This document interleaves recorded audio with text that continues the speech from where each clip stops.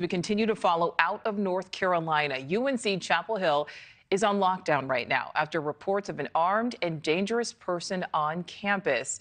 We're giving you a live look at the scene right now. Very active there. The university just released a picture of this man. Police say he is a person of interest in this active situation. They're urging the public to keep their distance. Call 911 if they spot this man. Now, a reporter from our News Nation affiliate in Raleigh has been live on the scene. Here's what she saw just moments ago.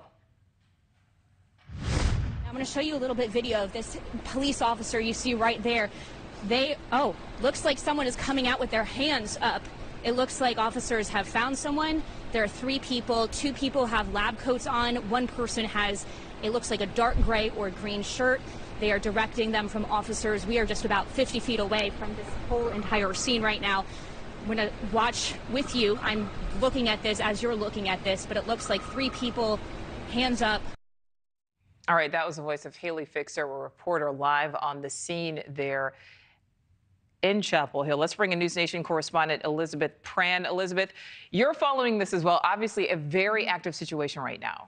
Yes.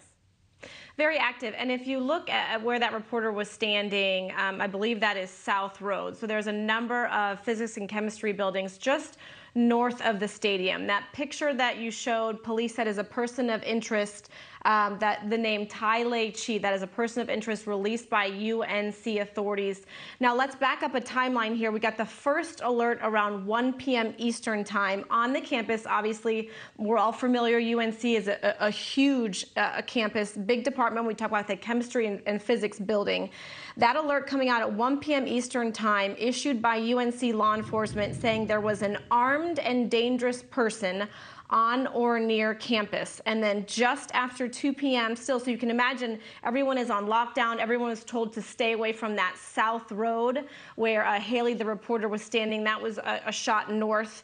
2 p.m. Alert Carolina issued another update saying that the campus continued on lockdown.